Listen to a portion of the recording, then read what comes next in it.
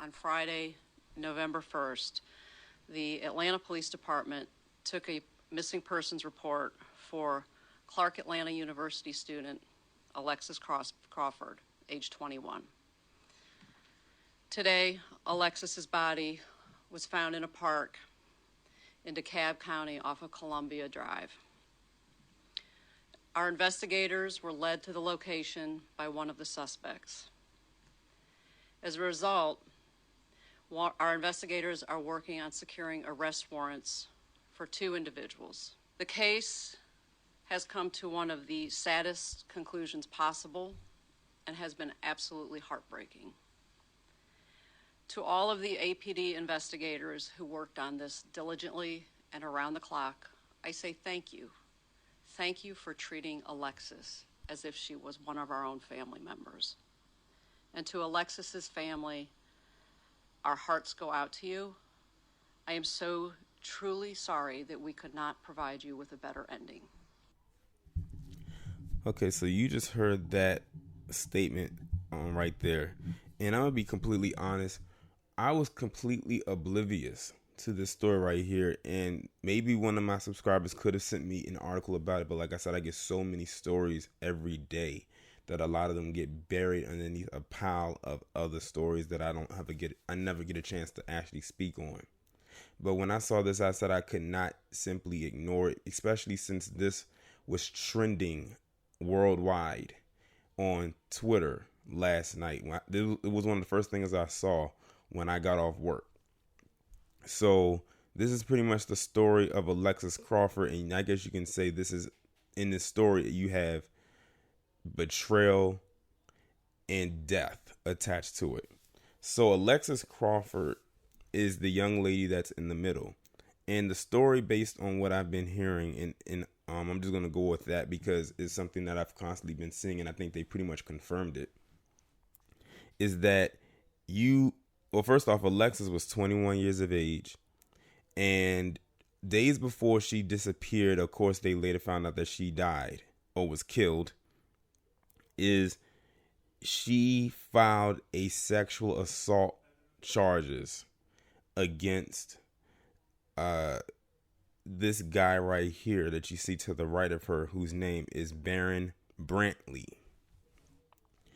And then you see another person to her left. Her name is Jordan Jones. All 3 of them were 21. Now, like I said, she was either filed or she was planning to file sexual assault charges against the boyfriend of the roommate. That was the boyfriend was the roommate. That was the roommate's boyfriend, for sexual assault charges for pretty much inappropriate touching.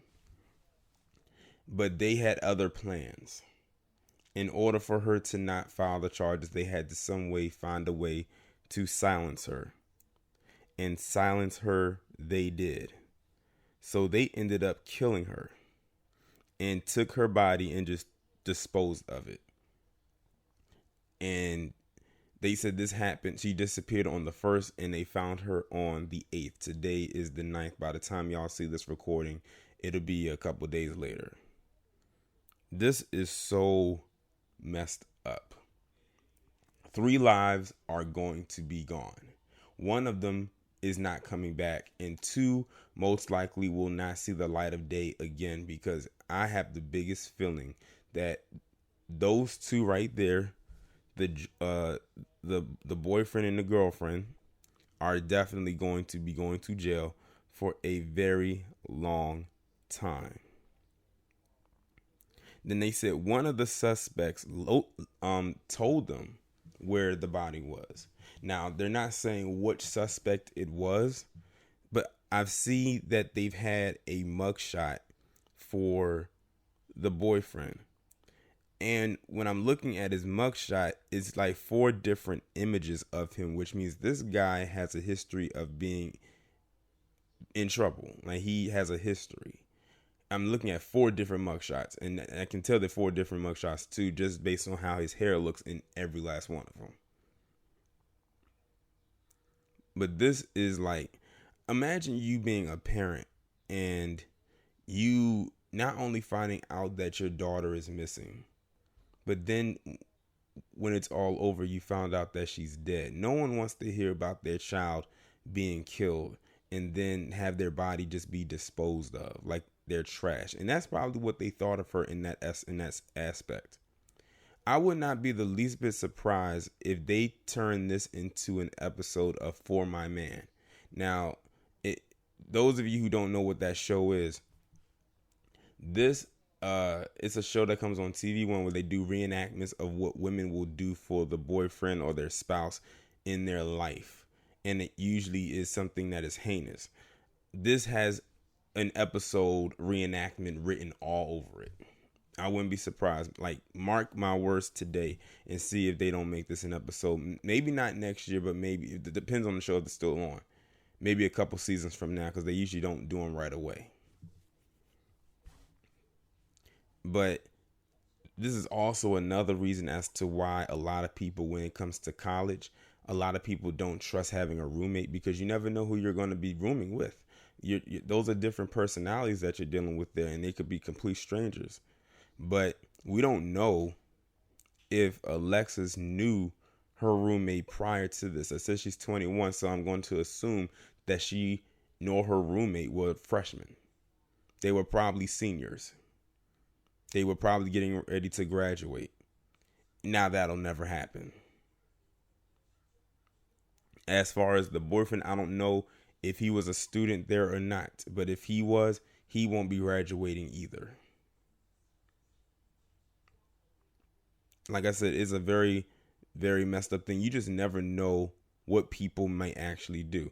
And the fact that these two right here worked together to kill her, lets you know that the charges she filed against him were true. But they had to stop her. Or the charges that she planned to file were accurate. Otherwise, why would they kill her? But what the girlfriend was doing at the end of the day was protecting her boyfriend, despite the fact that he did all of that. And you would think that for her being a woman, that she would at least hear the side of her roommate when she said that. But she immediately took the side of her boyfriend. And that lets you know what she had on her mind the entire time. But it makes you also wonder who orchestrated the entire thing. Did he orchestrate to have her killed? Did the roommate orchestrate to have her killed? Or was it a mutual thing to kill her? Either way, this girl is dead. She's dead. She's not coming back. And these two right here, their lives are done. They are going to put them through the ringer, and they are going to sentence them to the highest degree. I'm almost certain of that. And if this was orchestrated, which it sounds like it was, I can see them hitting them with first degree murder, and I can also see it sticking. I can see that that murder one is definitely going to be one of the charges. Because it sounds like they planned it. Like I said, Alexis filed sexual assault or sexual harassment, assault, however you want to put it, charges against him. And then she ends up dead afterwards. They pretty much admitted that he was guilty by doing that. See, this is how dumb these two are, the boyfriend and the girlfriend. Sexual assault charges, it may have rendered him some jail time, but not as much as he's going to get now, or not as much as they're going to get now that they killed her. See, people don't think. One, he should have never sexually assaulted her, number one. Number two, you would have got jail time, but you probably would have only gotten maybe a year at best, or even a few months. But because they got scared and they panicked, and she probably thought she was going to lose her boyfriend, they orchestrated a grand scheme to murder this girl, this young lady, this woman. And now they're going to most likely go to jail for life. And still won't be together because they ain't going to be in the same prison. He's going to be with the guys and she's going to be with the women.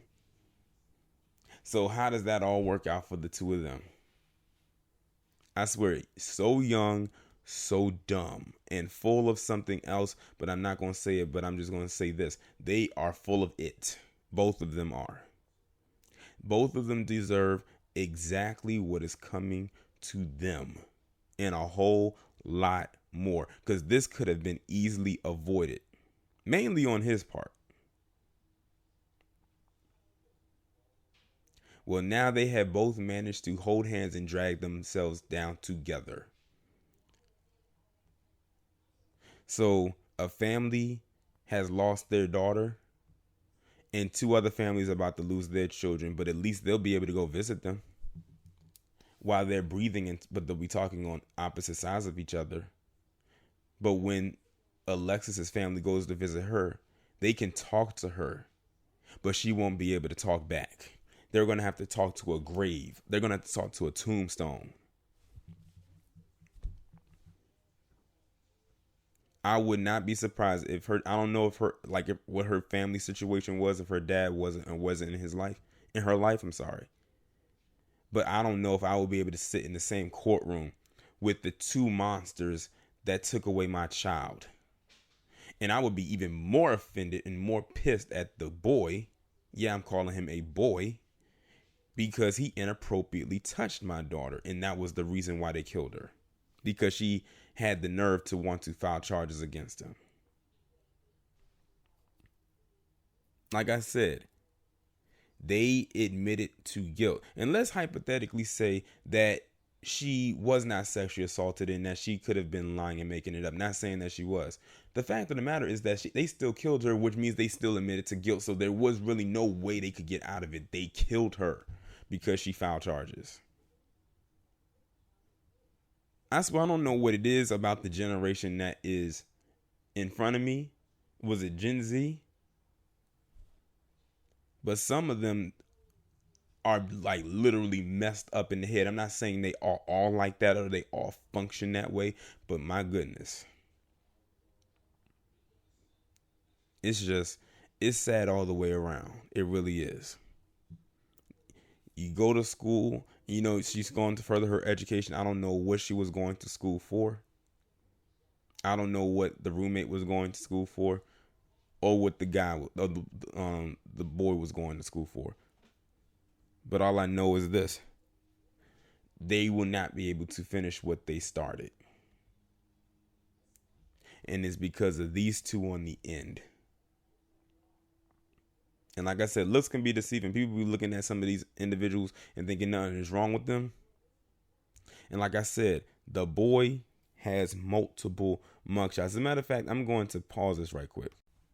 Here's a picture of the boyfriend's multiple mugshots. As you can see, look at every mugshot he is in. He looks different in every one of them. Just look at the hair. He looks different in every last mugshot. So he has a history, like I said before, of doing things, but nothing compared to what he's recently done.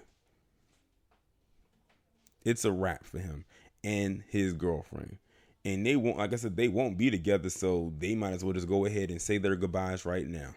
Because they're going to split them two up. And that'll be it. They probably won't even see each other again after this. All because he couldn't control his urges. And like I said, so much for that so-called sisterhood, quote unquote, that many black women claim to have. Because that chick, that roommate that helped kill her other roommate, she put dick over her roommate. So I guess the sisterhood fails yet again. But I offer my condolences to Alexis's family. I know they are going through it right now. As for those two, him and the girlfriend, the roommate, fuck them both. They deserve whatever it is that they are going to receive and a whole lot more. And I'm sure that is going to happen. Y'all let me know what y'all think about this down in the comments, and I'll talk to you in the next one.